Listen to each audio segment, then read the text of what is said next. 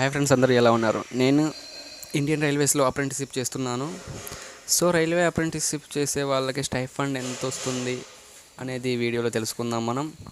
ఇంతవరకు మన ఛానల్ని సబ్స్క్రైబ్ చేయకపోయినట్లయితే సబ్స్క్రైబ్ చేసి వీడియోకి ఒక చిన్న లైక్ చేసి మీకున్న డౌట్లని కామెంట్ రూపంలో అయితే తెలపండి.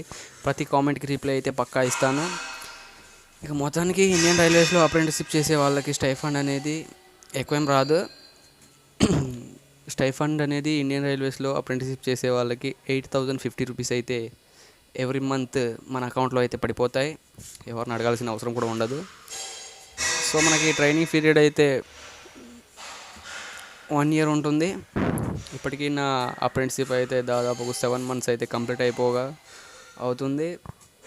సో మీకు ఇండియన్ రైల్వేస్లో అప్రెంటిస్‌షిప్‌కి జాయిన్ అవ్వాలి అంటే నోటిఫికేషన్ ఎప్పుడు రిలీజ్ అవుతుంది, అసలు డాక్యుమెంట్ వెరిఫికేషన్ ఎప్పుడు ఉంటుంది, ఎన్నిసార్లు డాక్యుమెంట్ వెరిఫికేషన్ ఉంటుంది, ఫుల్ ప్రాసెస్ అయితే మన ఛానల్లో అయితే రికార్డ్ చేసి వీడియోస్ అన్ని పోస్ట్ అయితే చేస్తాను. మన ఛానల్ని ఖచ్చితంగా అయితే సబ్స్క్రైబ్ అయితే చేసుకోండి. అలాగే ఈ ఈ విషయం యూస్ఫుల్గా అనిపిస్తే లైక్ని షేర్ చేయండి, వీడియోని షేర్ చేయండి. Okay friends.